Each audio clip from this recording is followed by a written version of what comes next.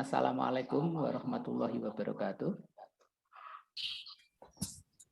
Waalaikumsalam warahmatullahi wabarakatuh.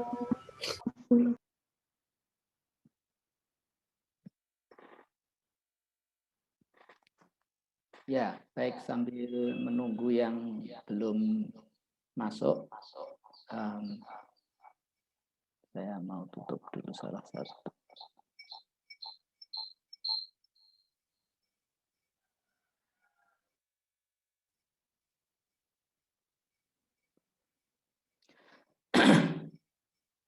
Oke, saya mau ngajak untuk membagikan beberapa komentar saya terkait dengan tugas ya. Jadi saya sudah membaca meski belum saya nilai tugas yang di-upload di Schoology. Oke, jadi kalau Anda perhatikan belum ada yang saya kasih nilai karena memang saya ingin membaca secara keseluruhan. Nah, beberapa hal yang ingin saya sampaikan. Pertama, saya mengucapkan terima kasih atas catatan-catatannya. Ada yang menyerahkan dalam bentuk PowerPoint, ada yang menyerahkan dalam bentuk ringkasan tulisan, ada yang bikin podcast.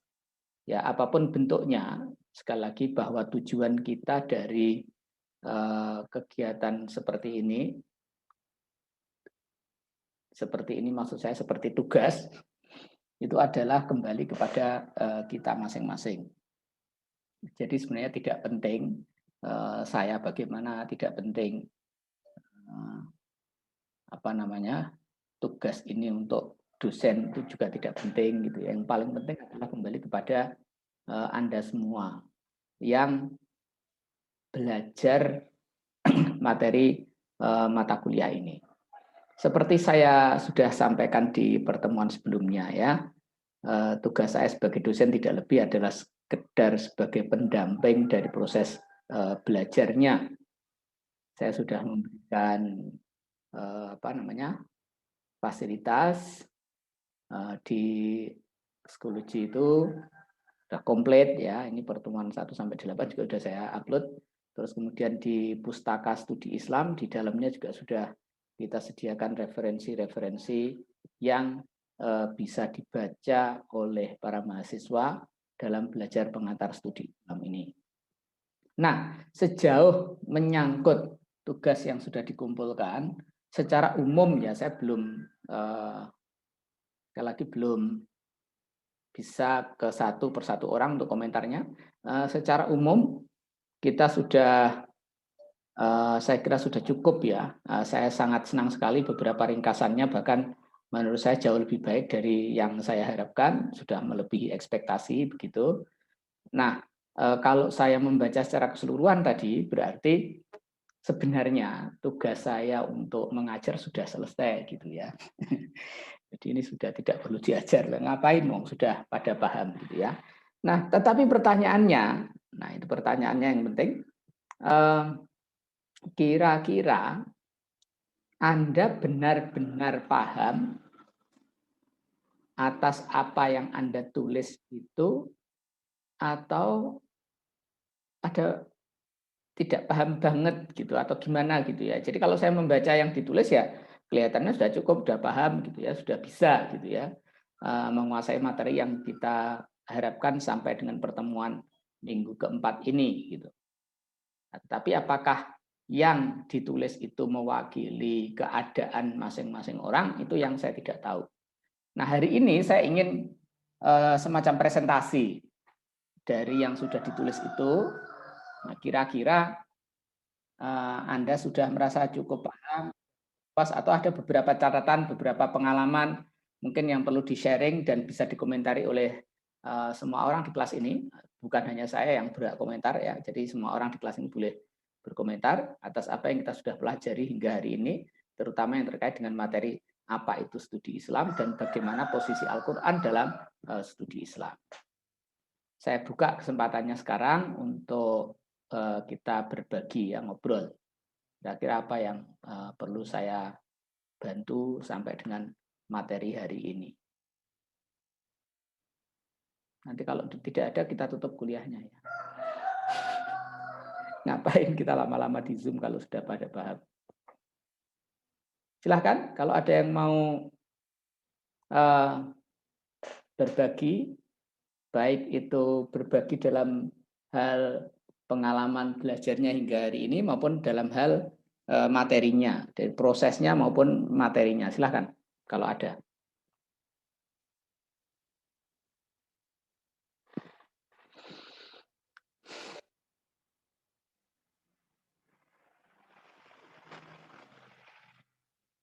Tuh, meneng kabeh. Tidak adakah?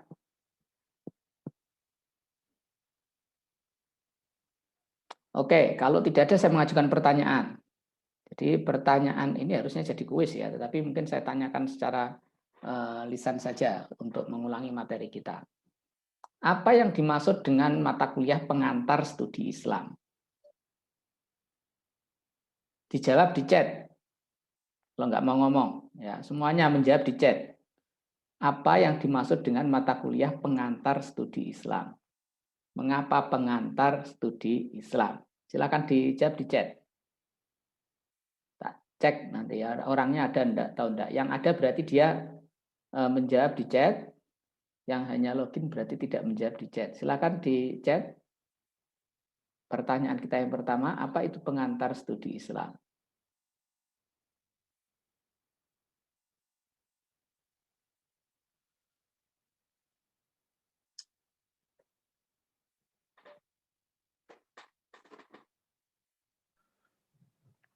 Ngomong langsung boleh, Pak? Boleh. Pengantar studi Islam itu seperti konsep-konsep yang perlu dijelaskan sebelum masuk ke studi Islam, Pak. Oke. Gitu aja. Oke. Konsep-konsep apa maksudnya? Seperti apa itu Islam, terus apa yang bakal dibahas dalam matkul studi Islam gitu, Pak. Oke.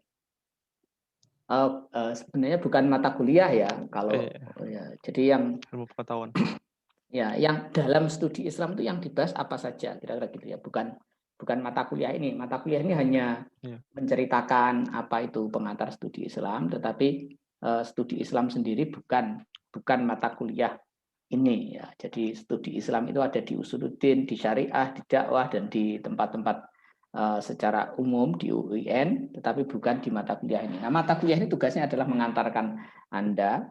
Kalau di UIN ya berarti mata kuliah ini bisa digunakan di seluruh fakultas untuk mengantarkan mahasiswa bagaimana posisi studi Islam di prodi masing-masing gitu ya. Tapi di chat tidak ada yang jawab ini.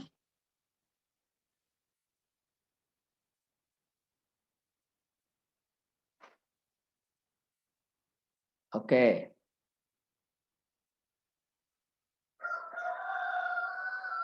Kemarin saya membaca ada yang menggunakan Pak Atok Mudhar sebagai referensi.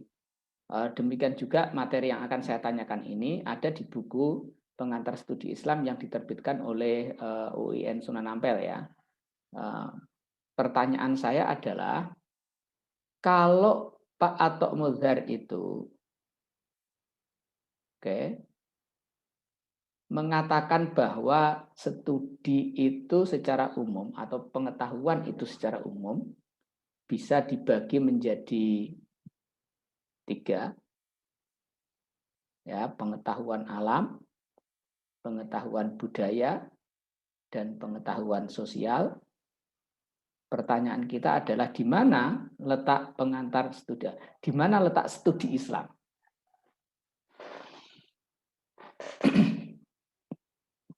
Itu di materi yang di UIN Sunan Ampel ada, kemudian di Pak Atok Mudhar juga ada itu.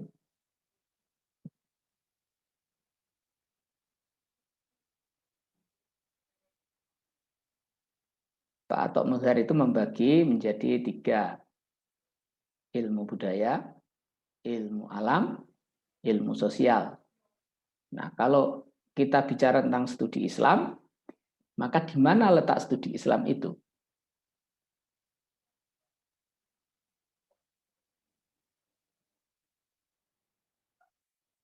Silahkan yang bisa menjawab.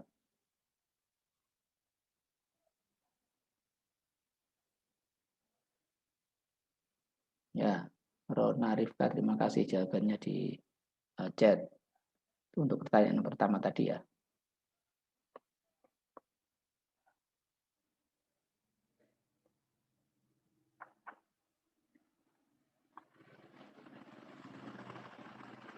Bapak, saya izin menjawab, Pak. Ya, silakan. Putri. Kalau studi Islam itu karena dia nggak bisa diteliti secara pasti, itu kan khasnya ilmu kealaman. Jadi studi Islam itu nggak termasuk di situ. Jadi dia lebih condong bisa ke ilmu sosial, bisa juga ke ilmu budaya. Oke. Gitu, Pak. Kamu bisa memberikan argumen untuk mengatakan bahwa Islam itu cocok sebagai ilmu budaya dan ilmu sosial? Kalau ilmu sosial itu kan, Pak, data kan studi Islam itu objeknya itu juga bisa ke umat Islam gitu, Pak. Jadi berarti kan manusia. Jadi bisa juga dilihat dari segi sosialnya. Gitu, Pak. Jadi datanya itu nggak pasti karena ini manusia sosialnya pasti berbeda-beda, Pak. Oke, bagus banget. Ya, itu poin yang sangat bagus. Terus? Ya, terus kalau ilmu budaya itu bisa jadi karena nggak terulang lagi gitu, nah, Pak. Bisa dijelaskan lebih baik lagi, maksudnya kalau Islam itu tidak terulang lagi seperti ilmu budaya, gimananya? Kayak kalau misalnya terulang itu nggak sama persis gitu, kenapa dia punya khasnya sendiri. Jadi kalau terulang bisa jadi nggak sama seperti yang sebelumnya. Ketika soal ilmu sosial tadi kamu mencontohkan dengan baik dengan kata-kata umat ya. Kalau dalam ilmu budaya apa contohnya? Budaya itu karena umat itu kan misalnya, Pak, misalnya di Indonesia sama di Amerika, di Australia gitu, Pak. Itu kan budayanya berbeda-beda, Pak, tergantung geografisnya gimana. Nah, bisa jadi Islam di Indonesia ini sama di Australia itu berbeda, Pak. Oke, ya. Tapi saya jujur masih belum terlalu paham sih, Pak, kalau misalnya yang tentang ilmu budaya. Jadi muter-muter. Maaf, Ya, Pak. Mohon penjelasannya, Pak. Saya suka kalau kamu mengatakan jujur begitu. Yang saya inginkan hari ini semua orang jujur gitu loh ya. Jadi saya kan tidak bisa mengetahui hatimu, apalagi yang saya baca hanya di layar monitor ini hanya nama-nama saja yang bahkan wajahnya pun tidak kelihatan, sedang ngapain juga tidak kelihatan. Saya boleh menambahkan tentang ilmu budaya tadi, Pak, boleh? Oh, boleh, silakan. Kalau menurut saya sih karena ilmu budaya itu ada karena penyesuaian agama dengan budaya setiap daerah gitu, Pak. Jadi ada kajian mengenai budaya di studi Islam. Mungkin. Sebelum menempatkan Islam sebagai ilmu budaya, mungkin ada baiknya untuk dipastikan dulu pengetahuan kalian tentang definisi ilmu budaya itu apa sebenarnya. Oh ya, Pak. Menurutmu apa? Pak, saya boleh berpendapat. Silahkan, Fatha Karimah. Kalau menurut saya, itu termasuk ilmu kealaman. Soalnya ilmu kealaman itu sesuatu yang baru dianggap sebagai ilmu, jika dapat diamati, diukur, dan dapat dibuktikan. Sedangkan agama, menurutnya M. atau Muzhar itu bisa didekati secara kuantitatif dan kualitatif. Tergantung agama yang sedang diteliti itu dilihat sebagai gejala apa, gitu, Pak. Oke, ya. Namanya Pak Atok ya, Atok Muzhar. Beliau dulu rektor UIN Jogja juga loh ya, jadi jangan salah. Pak Atok dulu pernah jadi rektor waktu saya mahasiswa tahun 97-98 itu. Nah, oke, terima kasih Fatha Karimah komentarnya. Tapi saya ingin kembali lagi biar lebih mudah lagi. Agar kita bisa menaruh Islam itu di mana atau studi Islam itu di mana, saya ingin kita paham betul 3 kategori yang disebutkan Pak Atok itu. Jadi yang Pak Atok sebut itu terutama dengan istilah sebenarnya gejala ya. Ada gejala sosial, ada gejala budaya, ada gejala kealaman. Itu yang dibedakan. Nah, yang dimaksud gejala budaya itu menurut Pak Atok adalah gejala-gejala unik, khas, tidak terulang. Sifat gejalanya ya, gejala itu sesuatu yang bisa diamati ya. Gejala, gejalanya orang sakit gigi, nyeri, terus kemudian pusing, panas dan seterusnya ya. Gampang marah itu gejalanya. Ya, tapi maksudnya ini kalau gejala ilmu budaya itu adalah gejala-gejala yang menurut Pak Ato secara khas dan unik itu tidak terulang. Gitu ya. Unik dan tidak terulang. Nah, yang lebih penting lagi dalam definisi itu juga disebutkan objek kajiannya adalah manusia. Manusia dan sifatnya unik tidak terulang. Tadi sudah diberikan contoh yang baik ya. Manusia di Indonesia dengan manusia di Amerika itu sama-sama manusia. Tetapi untuk menjelaskan perilaku manusia di Indonesia dengan manusia di Amerika itu tidak bisa serta-merta gitu ya. Kamu ketemu dengan orang Amerika, dia manggil bapaknya dengan nama. Misalnya bapaknya namanya Jojo. Kapan pulang? Nah, misalnya, wah orang sopan banget nah, misalnya. Karena kamu orang Indonesia gitu ya. Tetapi bagi orang Amerika memanggil nama orang dengan tanpa Pak atau Bu itu adalah hal yang lumrah. Maka gejala di Amerika tadi tidak bisa diberlakukan di Indonesia. Untuk melihat perilaku orang Amerika, kamu nggak bisa menggunakan kacamata perilakunya orang Indonesia. Nah, karena itu unik. Nah, penelitian ilmu budaya tadi yang meneliti manusia tentu akan bertemu dengan keunikan-keunikan seperti itu. Ya, peneliti ilmu budaya itu sejak dari awal menyadari bahwa objek yang ditelitinya itu unik dan tidak akan terulang. Kalaupun saya meneliti manusia Jawa misalnya, ya saya tahu persis bahwa apa yang akan saya temukan di manusia Jawa itu tidak akan sama dengan manusia Batak, dengan manusia Sunda, dengan manusia Bone, Makassar, dan seterusnya. Ya, jadi mereka tahu ini adalah ilmu yang unik karena menyangkut manusia. Nah, lawan dari gejala budaya tadi adalah gejala alam. Objeknya alam. Alam di sini adalah apapun yang bukan manusia gitu ya. Termasuk di dalamnya mungkin terutama tumbuhan, ilmu-ilmu yang terkait dengan tumbuhan dan juga ilmu-ilmu yang terkait dengan fisika, kimia, gejala fisika, gejala kimia itu adalah termasuk yang disebut sebagai gejala kealaman tadi. Nah, sifatnya kalau kealaman itu bisa diprediksi, bisa terulang, tidak unik gitu ya. Dimanapun air itu, contoh air ya, kalau dipanaskan 100 derajat, dia pasti mendidih. Tidak mentang-mentang di kutub misalnya ya, kutub itu kan dingin. Air dipanaskan 100 derajat tidak mendidih. Enggak, selama air dipanaskan 100 derajat, maka dia akan mencair, gitu ya, menguap. Umup itu apa umup? Ya, umup. Terus kemudian kalau 0 derajat, dia pasti membeku.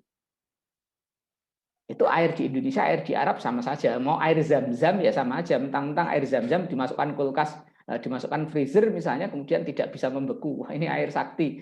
Enggak, air itu selama air ya sama. Gitu ya. Tidak ada air pengecualian. Nah, karena itu gejalanya unik dan terulang, gejalanya umum dan terulang. Nah, penelitian dengan gejala kealaman itu diuntungkan oleh itu. Sekarang itu kalau orang meneliti perilaku virus corona misalnya, apa yang diteliti di Indonesia, selama virus corona yang sama, dia akan sama dengan virus corona yang di Amerika, yang di Inggris. Nah, kecuali ketemu varian baru seperti yang sekarang ada varian Inggris, varian Afrika Selatan, itu ya mungkin hanya berbeda, perilakunya berbeda. Tapi kalau gejala-gejala alamnya, gejala-gejalanya itu akan sama. Ini kan berbeda dengan manusia tadi. Kalau kaca dipukul pasti pecah. Ya. Kalau manusia dipukul, ada nggak reaksi manusia yang sama kira-kira? Orang dipukul pasti marah, oh belum tentu. Kenapa orang dipukul belum tentu marah? Tergantung siapa yang dipukul, siapa yang memukul. Gitu. juga tergantung konteks.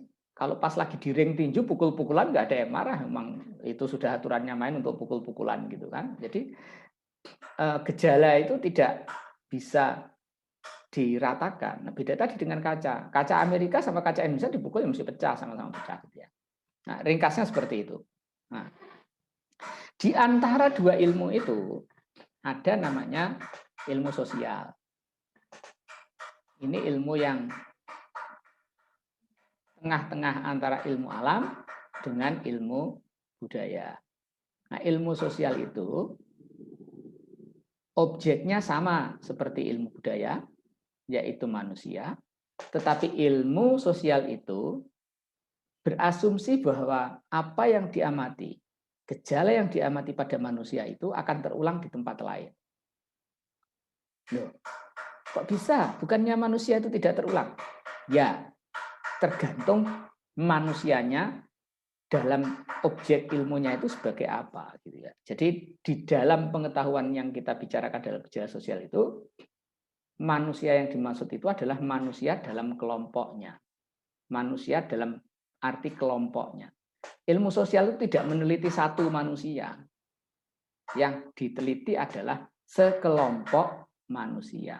Nah, karena dia itu sudah berkelompok, maka keunikan-keunikan itu bisa berkurang, gitu ya. Kalau yang kita teliti itu sekelompok, itu ya samalah. Kalau kamu sedang berkelompok itu kan kadang keindividuanmu itu menjadi hilang. Kamu itu kalau pas gerombongan sama temenmu main gamemu itu cah 10 misalnya metu gitu ya. Kayak pahlawan itu, metu bengi numpak motor Scoopy gitu kan. Kayak pahlawan, setiap uang diantemi ngono kayak misalnya ya sing klitih-klitih itu.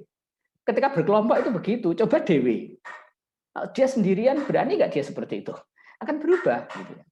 Jadi ketika dia sendiri dengan berkelompok itu perilakunya akan berubah karena kelompok itu memberikan identitas baru yang mengubah itu dia. Nah, karena itu ilmu sosial dengan objek kelompok manusia tadi berasumsi apa yang terjadi di manusia dalam berkelompok itu bisa terulang. Nah, contoh ilmu sosial yang paling sederhana yang untuk membuktikan itu adalah misalnya kalau terjadi pemilihan presiden, itu kita bisa menebak. KPU itu belum mengumumkan siapa pemenangnya. Tetapi ilmu sosial itu bisa menebak 1 jam, 5 jam lebih awal daripada KPU bahwa nanti pemenangnya adalah Jokowi, misalnya gitu. Nah, dari mana? Apakah tim survei LSI, terus lembaga-lembaga survei itu menanyai seluruh orang Indonesia yang milih? Enggak perlu. Kalau dalam kelompok besar seperti orang Indonesia itu cukup diambil namanya sampel. Nah, sama seperti ilmu gejala alam tadi. Kalau kamu meneliti garam di lautan itu kan tidak mungkin lautannya kamu bawa ke laboratorium. Nah, cukup sampel dari air laut juga ke laboratorium. Ilmu sosial juga begitu. Meneliti orang Indonesia tidak perlu nanya seluruh orang Indonesia, cukup dengan sampel. Nah, itu ilmu sosial itu karena objeknya manusia yang dalam jumlah besar, mereka berani gitu ya. Memastikan bahwa manusia itu punya perilaku dan gejala yang bisa ditebak. Nah, sampai kalau dalam survei presiden itu misalnya, itu biasanya tebakannya benar. Gitu. Nanti yang akan menang ini loh. Nah, gitu kan. Jadi karena perilaku manusia itu kalau dalam jumlah yang sangat besar itu bisa ditebak. Oke, sekarang kalau kamu sudah tahu 3 itu, maka kemudian kita terapkan ke Islam. Di mana letak Islam? Oh, tentu saja dari 3 ilmu tadi, Islam ada di gejala ilmu sosial dan gejala ilmu budaya. Tadi sudah disebut kalau sosial itu ya berarti ada kelompok muslim. Misalnya kamu meneliti tentang NU gitu. Yang anggotanya 40 juta itu ya. Orang NU itu ya gitu-gitu aja gitu. Maksudnya bisa ditebak gitu ya. Orang NU itu kalau ada kiai dia akan cium tangan. Siapapun orang NU-nya gitu ya. Kalau dia tidak cium tangan ya berarti dia bukan orang NU. Jadi kita bisa menggunakan teori sebaliknya. Ngakune NU ya ngakune NU tapi wong NU kok ora gelem cium tangan misalnya gitu ya. Karena secara komunitas besarnya kita bisa mengatakan kalau orang NU itu ya menurut ilmu sosial kita kalau ketemu kiai cium tangan. Ini kalau mau puasa selamatan ruahan, kalau di tempat saya ruahan ya, di tempat lain apa namanya. Jadi perilakunya itu bisa ditebak. Nah, tetapi juga Islam itu memproduksi gejala-gejala unik. Misalnya ya, Al-Qur'an misalnya, ilmu budaya. Al-Qur'an itu produk yang unik sebenarnya. Maka ketika kita meneliti Al-Qur'an, itu kita meneliti sesuatu yang sifatnya unik. Ya, kamu meneliti Al-Qur'an itu, meneliti budaya Al-Qur'an itu, meneliti sesuatu yang unik. Apa yang kamu temukan itu tidak berlaku untuk umum, gitu ya. Tidak ada teorinya, maksudnya gitu ya. Jadi kita belajar itu ya unik gitu ya. Maka kalau kemarin kamu mendengarkan ceramahnya Zuhairi Misrawi, ini kita sambungkan sekalian dengan studi Al-Qur'an kita. Di situ ada pertanyaan dia, sejarah Al-Qur'an itu unik enggak ya gitu. Kita meyakini bahwa Al-Qur'an itu unik sejarahnya. Nah, tetapi menurut Zuhairi Misrawi enggak. Ya Quran itu sama dengan yang lain lah. Quran itu tidak ditulis final pada zaman Nabi. Jadi kalau Injil ditulis ratusan tahun sekian, Hindu katanya baru ditulis dikumpulkan oleh seorang orientalis dari Barat, gitu ya. Quran juga mengalami proses yang sama. Kamu dengar enggak kemarin dia menyebut tahun berapa Al-Quran versi yang sekarang kita baca ini diresmikan? Ada yang mendengarkan ceramahnya Zuhairi Misrawi yang saya share di grup enggak? Ya kalau enggak ya nanti didengarkan lagi ya.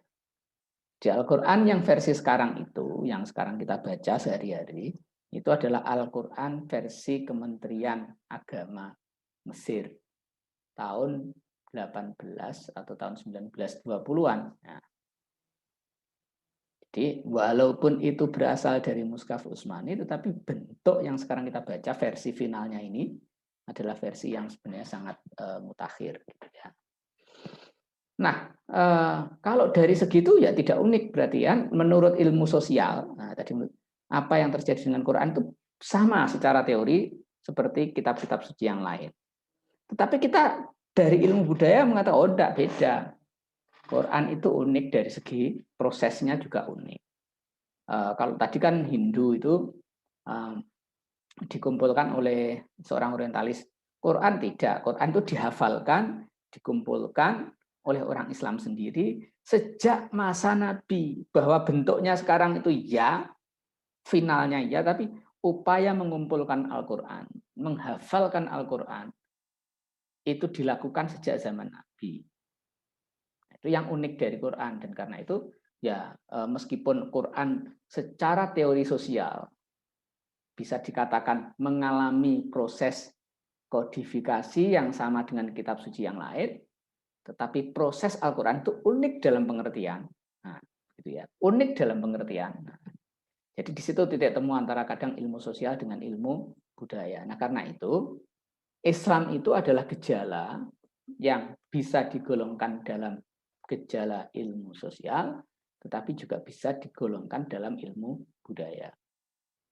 Ritual ruahan yang saya sebut tadi itu penelitiannya adalah penelitian budaya. Tapi kalau saya mengatakan orang NU mengadakan ruahan, nah itu ilmunya ilmu sosial. Karena yang kita omongkan adalah orang NU-nya, tetapi prakteknya, ritualnya itu adalah ilmu budaya. Oke, sampai di situ. Ada yang mau tanya enggak? Pertanyaan, tanggapan silahkan. Nanti kita akan melanjutkan ke bagian yang Quran kalau sudah.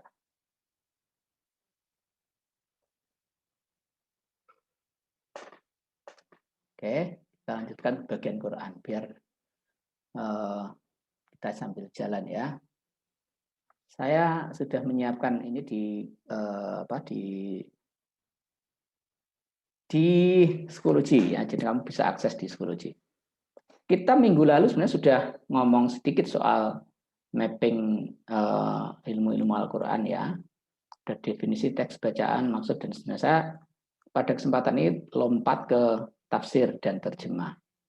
Itu bagian yang lebih akhir dibandingkan dengan bagian-bagian lain ya. Jadi kita lompat ke situ sedikit.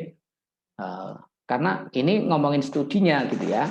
Sekarang itu ada namanya jurusan ilmu tafsir kalau di UI.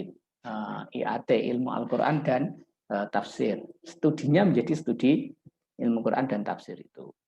Nah, karena Al-Quran itu sedemikian sentral, seperti sudah kita tanyakan di dalam tugas, maka pertanyaannya adalah bagaimana orang memahami Al-Quran. Salah satu ilmu yang kemudian berkembang adalah tafsir dan ilmu tafsir ini.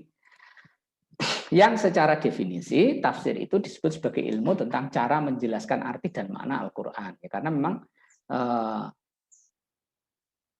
untuk apa kita punya Quran kalau tidak tahu arti dan maknanya? Kurang lebih gitu ya. Dan ilmu tafsir, kalau kata-katanya tafsir itu adalah menjelaskan. Ada istilah yang agak mirip dengan tafsir adalah takwil.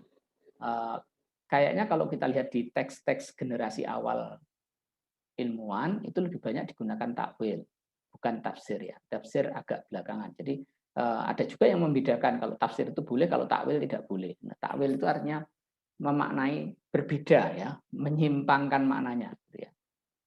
Tapi kalau tafsir itu menjelaskan. Tetapi sebenarnya kalau dibaca di teks yang tersedia dalam studi Islam ya kita wolak-walik sampai hampir sama lah istilah tafsir dan takwil itu. Secara teori ilmu tafsir itu membedakan dua jenis atau dua golongan, dua kelompok model tafsir yang banyak kita kenal. Yang pertama adalah bil maksur dan yang kedua bil ra'yi. Bil maksur itu adalah menafsirkan Al-Quran dengan merujuk kepada sumber-sumber yang diriwayatkan dari Nabi.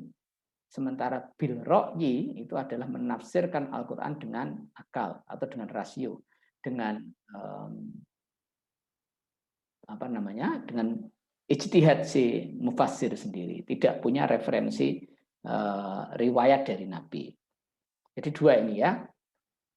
Kalau kita baca di buku yang saya share di grup juga di Psikologi, salah satunya di Pak Yunahar, di tulisan Pak Yunahar itu disebutkan contoh-contoh tafsir yang bil ma'thur ini. Tafsir yang paling kuno, paling klasik itu adalah tafsirnya At-Tabari Jami'ul Bayan fi Tafsiril Quran.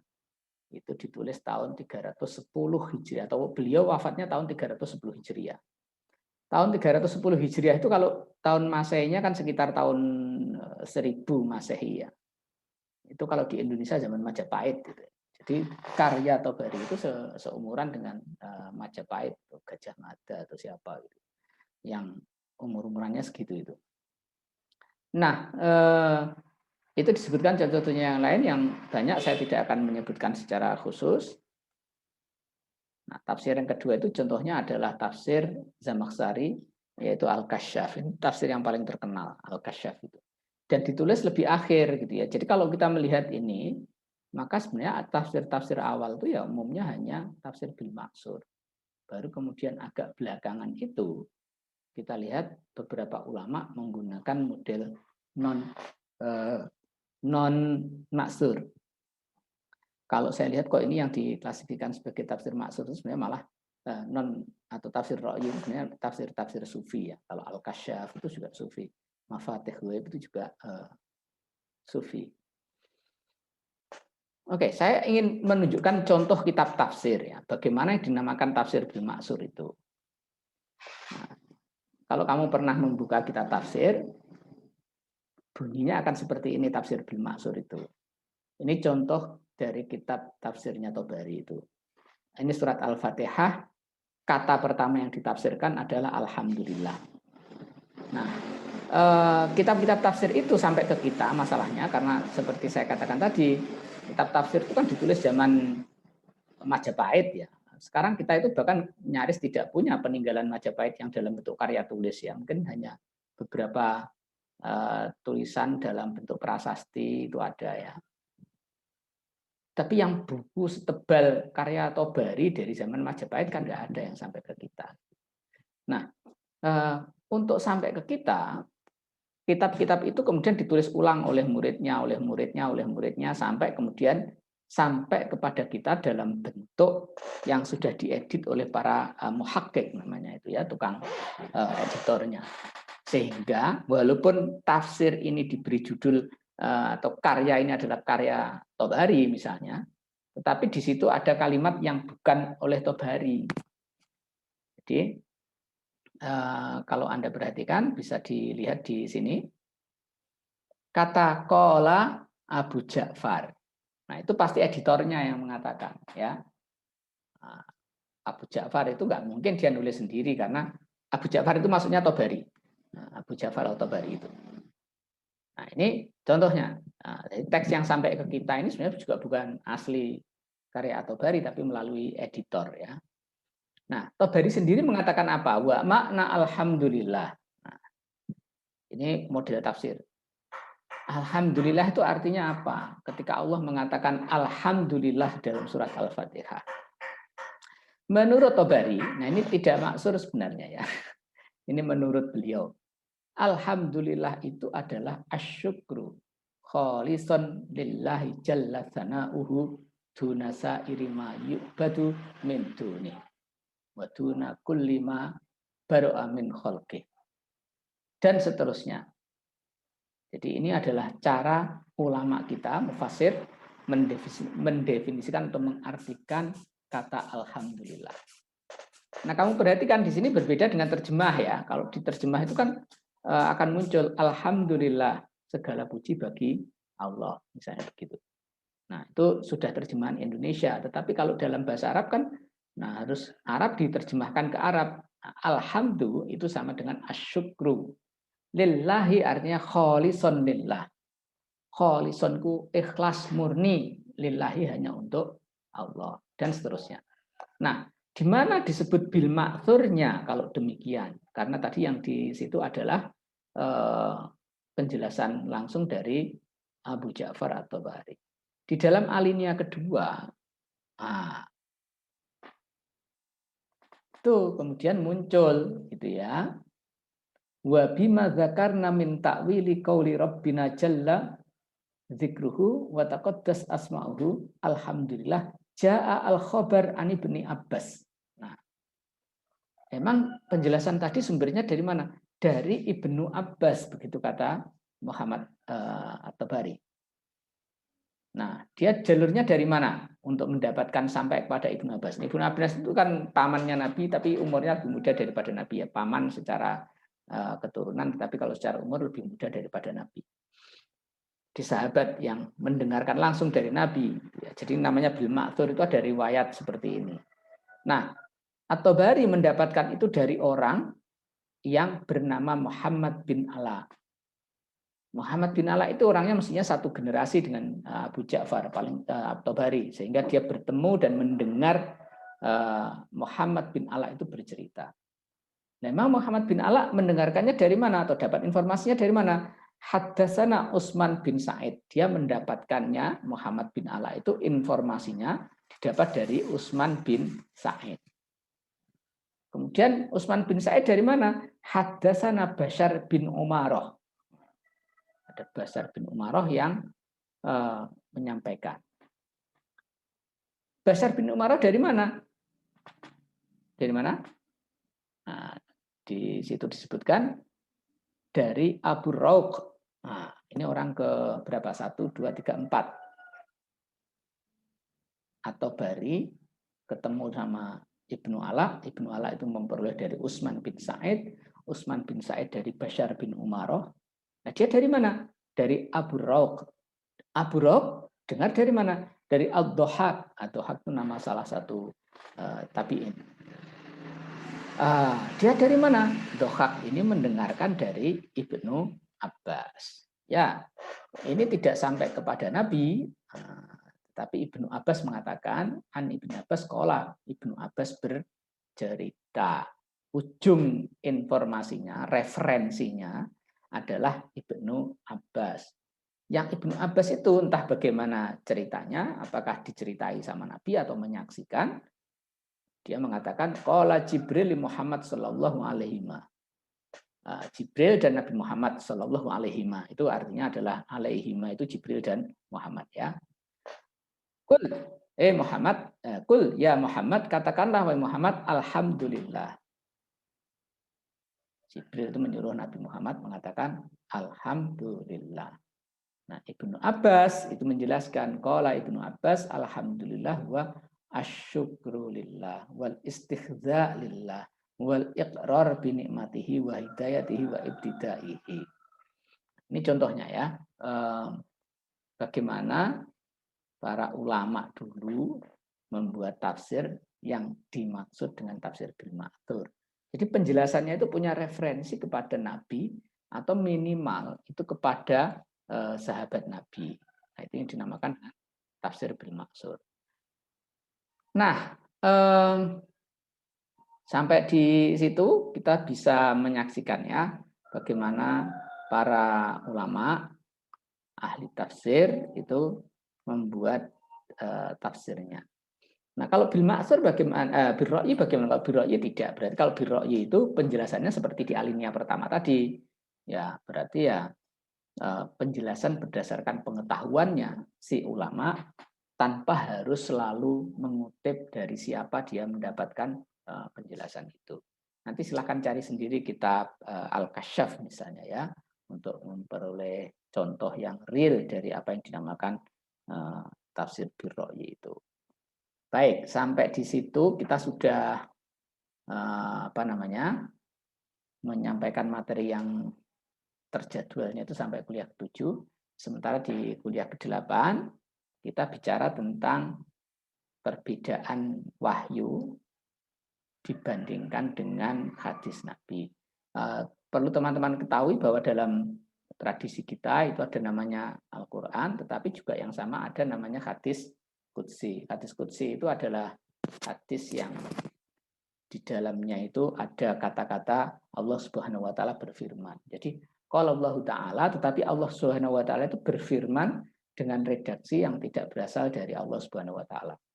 Ini kalau kamu memperhatikan perbedaan yang disebutkan oleh para ulama ada 4 setidaknya. Yang pertama, kalau Al-Quran itu adalah kalamullah yang diturunkan kepada Nabi lengkap dengan kata-kata dan susunan kalimatnya. Komplit. Pokoknya Nabi menerima apa adanya begitu gitu ya. Nah, sementara Al-Quran itu hanya dinisbatkan kepada Allah. Hanya Nabi tidak pada posisi untuk menambah atau mengurangi apapun yang ada di dalam Al-Quran. Redaksi Al-Quran itu dibuatkan semuanya secara mutawatir. Nah, mutawatir kemarin sempat saya tanyakan di ujian ya di evaluasi asesmen. Nah, ini yang dinamakan mutawatir itu seluruh ayat yang ada di dalam Quran itu diriwayatkan oleh lebih dari 1 orang.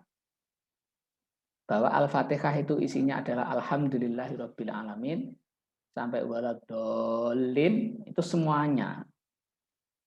Dan sampai akhir surat An-Nas kalau seluruh Quran itu diriwayatkan oleh banyak sahabat. Enggak ada satu ayat pun itu yang hanya didengar oleh 1 sahabat. Ada kok Al-Quran yang hanya didengar oleh 1 sahabat. Ada secara versi sejarah. Ada Al-Quran versi Ibnu Mas'ud misalnya yang riwayatnya itu memang ada Ibnu Mas'ud mencatatnya. Tetapi karena catatan itu dianggap tidak didukung oleh hafalan-hafalan atau catatan-catatan sahabat yang lain, akhirnya dihapus ayat itu. Tidak masuk dalam versi mushaf yang sekarang kita terima. Nah, ini posisinya ya, posisinya. Hadis Qudsi itu bersumber dari wahyu, tapi dengan redaksi dari Nabi. Sementara hadis Nabawi bersumber dari pemahaman dan ijtihad Nabi. Wah, saya kira itu dulu pertemuan kita hari ini. Sekali lagi saya sudah merasa cukup senang dengan hasil catatan-catatan ringkas dari yang dibuat di submit hari ini. Nanti saya insya Allah akan segera saya baca, saya koreksi. Untuk minggu depan saya menawarkan begini. Saya tidak akan terus-terusan Zoom ya. Jadi kalau minggu depan misalnya kita tidak Zoom, apakah ada yang tidak setuju? Kita perlu Zoom nggak minggu depan? Ya, saya ingin kasih break misalnya 1 minggu. Kita cukup nanti sharing materi begitu secara online baik di WA atau di Schoology tanpa perlu Zoom. Tapi kalau diperlukan Zoom ya saya akan tetap adakan Zoom karena ini juga sudah terjadwal kok Zoom-nya, tidak ada masalah untuk digunakan. Kira-kira gimana kalau kita break misalnya minggu depan tidak Zoom dulu gitu? Ada yang tidak setuju?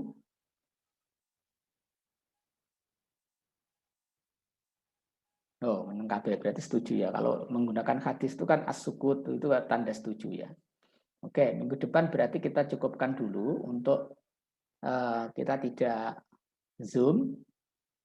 Break dulu, nanti kita kasih tugas ringan lah untuk pendalaman materi yang sudah ada. Saya ingin ngomong ke, sebenarnya nggak banyak, cuma 1-2 orang sebenarnya ya. Saya tidak tahu masalahmu apa terkait dengan psikologi. Saya itu kadang bingung ya memahami orang. Psikologi itu sebenarnya tidak punya masalah ya. Kalau kamu tidak bisa login, kamu tidak ya ada masalah itu sebenarnya itu kembalinya ke kamu. Nah, saran saya, kamu mungkin perlu nanya temenmu ya, pengalaman temenmu bagaimana gitu. Kok saya tidak bisa, kenapa gitu ya. Tapi saya ingin menyatakan begini, dalam sistem psikologi itu, kamu untuk bisa kuliah itu setidaknya harus punya 2 syarat. Yang pertama, kamu bisa login ke psikologinya. Ini saya pernah mengalami loh ya, orang bingung hanya urusan seperti ini, jadi ini perlu saya ulangi. Pertama, kamu login ke psikologinya.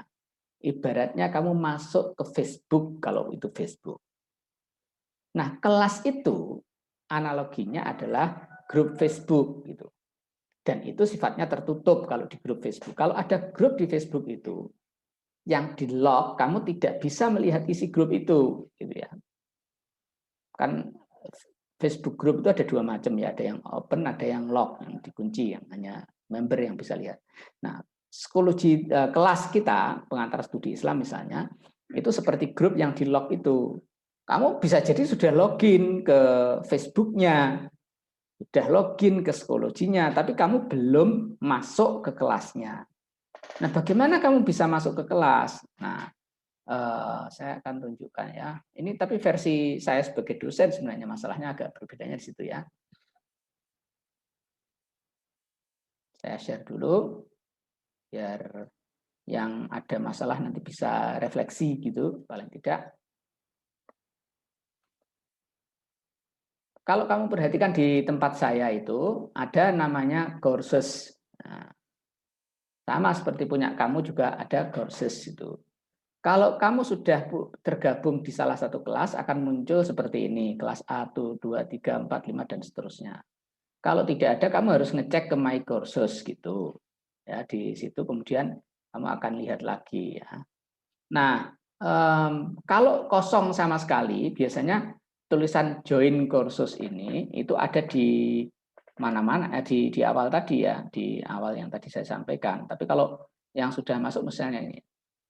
Nah, kalau saya karena sebagai dosen saya ada 2 menu join dan create ya. Tapi kalau mahasiswa mestinya hanya join kursus saja gitu ya. Nah, di situ kamu join kursus.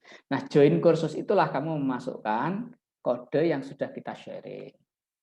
Kalau kamu belum punya kodenya silahkan minta. Nah, kemudian setelah kamu join, ini sekarang karena kemarin terjadi perombakan kelas gara-gara dikocok ulang kelasnya itu, settingnya memang saya ubah, kelas-kelas itu tidak bisa dimasuki langsung. Jadi kalau kamu cek di sini misalnya, di kelas itu ada members yang itu memang harus di-approve. Ya. Nah, sekarang ini saya punya request 4. Nah, ya di situ ada 2 nama. Ini tidak saya kabulkan karena memakai 2. Saya kan tidak tahu yang dipakai yang mana, gitu ya. Nah, kalau kamu mau tahu di bagian masing-masing user itu ada kode khusus ini yang unik gitu di atas itu. Yang itu adalah punya saya itu. Nah, kamu cek punyamu itu berapa, Pak, yang kamu pakai mana, gitu ya, agar saya tahu persis mana yang kamu gunakan. Ini tidak dikabulkan, kenapa yang ini? Yang ini karena tidak pakai name. Oke, saya mengharuskan pakai name. Ya, saya tidak tahu. Kita cek ya, member yang sudah masuk.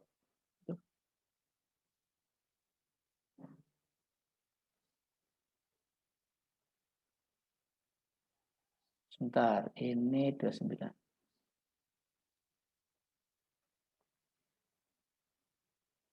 Oke, 29 itu harusnya tidak ada masalah. Tinggal saya approve. Nggak tahu ini punya siapa, 29. Members. Ada orangnya nggak itu 29? 29 itu siapa? Yang NIM-nya 29. Nah, coba. Ayuzada itu sampai dua akun berarti kan, karena di sini ada Ayuzada yang pakai NIM. Nah, yang tadi ada Ayuzada yang tidak pakai NIM. Ya, jadi nanti saya tidak tahu kamu yang pakai yang mana. Yang jelas saya sudah approve kamu. Kalau kamu bilang kamu belum masuk, ya teknisnya ada di kamu untuk mengetahui mana akunmu yang aktif, karena kamu punya 2 akun yang saya tidak tahu yang dipakai yang mana. Iya Bapak, mohon maaf ya Bapak. Soalnya saya lupa membaca lagi peraturan masuknya. Ya, oke. Oke, terus kemudian yang di kelas 1-nya ada nggak tuh yang belum di-approve? Itu yang tadi yang belum di-approve itu ya, problemnya kamu punya 2 akun yang saya tidak tahu yang mana. Terus kemudian nanti tinggal dicek, kamu ngabari saya yang dipakai yang nomornya mana. Ini masih ada requested 2, itu siapa? Nah, era, ini belum ada NIM-nya, saya tidak tahu. Terus kemudian yang ini siapa ini? Karena kalau dilihat user profile-nya itu juga tidak muncul masalahnya ini. Ini siapa gitu ya, saya tidak tahu. 59 itu siapa itu? NIM-nya 59, ada nggak orangnya ini? Yang NIM-nya 59.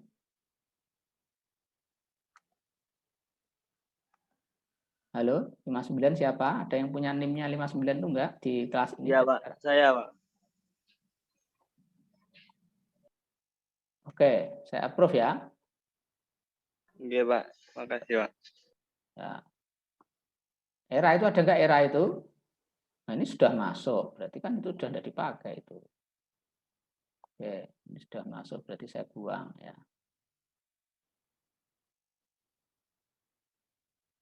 Oke. Baik, terima kasih semuanya. Saya kira itu minggu depan saya akan sharing saja materinya untuk dibaca, kemudian nanti kita untuk sementara break dari Zoom untuk minggu depan. Sekali lagi terima kasih partisipasinya. Assalamualaikum warahmatullahi wabarakatuh. Waalaikumsalam. Waalaikumsalam warahmatullahi wabarakatuh. Warahmatullahi wabarakatuh.